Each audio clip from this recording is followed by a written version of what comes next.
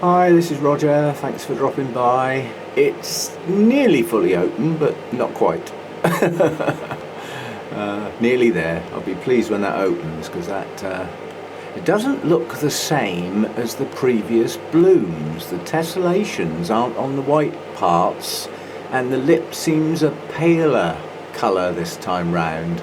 But until I get a few open properly and do a comparison with the poor photo I got from the ones that were there when I got it, because they weren't long for this world, so they were starting to fade. So maybe that's what they look like towards the end of their life rather than at the start. Right, this is the end of day 2 spraying.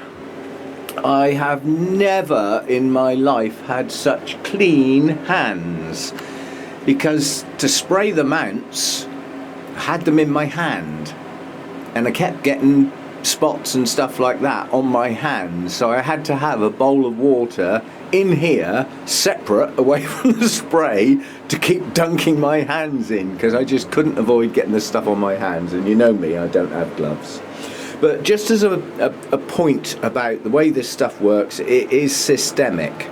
Now, I've kept the spray off the blooms to the best of my ability because it does leave marks. I mean, you can see on that phalaenopsis there, that's going to dry on the leaf, I expect, and leave, you know, some white marks. I mean, they'll get wiped off eventually.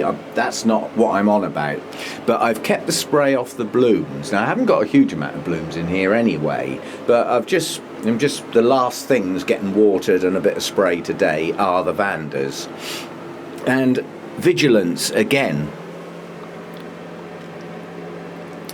That's on the back of the bloom. So irrespective, I mean, these blooms are just going over. I've just cut the first one to fade badly off. So they're not long for this world, and quite honestly, they may have to be sacrificed because they don't like getting too wet. And I'm going to spray the back of those blooms. The objective with this spray is to kill them all. Well, what would be the point of walking away from some that I can actually see? It would just be pointless. You know, these are the mobile little tykes, the ones that can actually move around. And to get there, they must have come from somewhere else. So you see what I mean about the little tykes being mobile. So I'm going to spray the back of the blooms, and, you know, I'll do the plant as well, because the chances are they're lurking down there at the base of the plant somewhere. So once the plant's hydrated, you know, I can spray the plant, get it into the system of the plant. But whether this stuff can make its way through the plant system into a flower stem and into the blooms, I don't know whether that is possible. So to avoid the risk, we spray the back of the blooms. I've had a good look around the front of the blooms. There's nothing on the fronts that I can see. And as I said, these blooms are not long for the world. And if I miss one or two of these bugs, wherever they go and take a bite out of something, they're doomed anyway. So, you know, it's not too much of a big deal. But, yeah, so that's the end of the spraying for now. And the cleanest hands I've ever had. But that's how it had to be. As I say, I don't do gloves. And I have hardy old man's gnarly hands anyway, so you know, that's just how it goes. So if you don't see any videos ever again, you know that the stuff got in me and knocked me out as well. Ha ha ha. And I am being semi-serious there, you've got to watch this stuff. But the one thing I can virtually guarantee is my hands are bug-free. Yay! Okay, that's just a quickie, just to say that spray number 1 is finished. And a little faux pas, I think, is a posh expression. Cock up is another expression. Little misdemeanor, mistake on my part. I can give it lots of names, but basically when I mixed up the spray yesterday, although I mixed up the dilution as recommended, and I carefully read it and all the safety precautions, we've done all that, what I didn't read was how to use the little measuring device. And I naturally assumed the maximum dose was 20 ml per litre. And more sensitive plants get a slightly less dose, but more frequent. Yeah, so it's got good instructions on it. I'm happy with that. But I didn't read how to use the measuring device, and I naturally assumed that you tip the bottle up and fill the measuring device up to get 20 ml. Wrong. What you do is you fill the measuring device up and stand the bottle up again, and the top half of the little bit drains back into the bottle. So I'm afraid all the pots got overdosed yesterday by probably at least half as much again as they should have done. I reckon they got about 30 ml in a litre instead of 20. Whoopsie!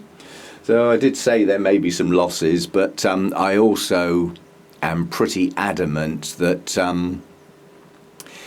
given that this can be bought by the general public, it's got inbuilt safety, you know, precautions and things like that, even though it's strong stuff. So hopefully all my plants don't keel over, because all of the potted plants got done with that dose yesterday.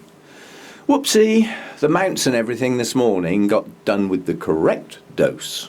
So hopefully, and bearing in mind they are smaller and in quite a lot of cases more sensitive plants, you know, hopefully they'll be okay. It's things like my Neophonetias, my Tolumnias. Now, they've been hit badly by the scale, right down at the base of the plants, and actually leaves have fallen off the base of some of the fans because they've just been eaten away in behind those sheaths. So, you know, even though I couldn't see them on the plants, they were still there lurking, you know.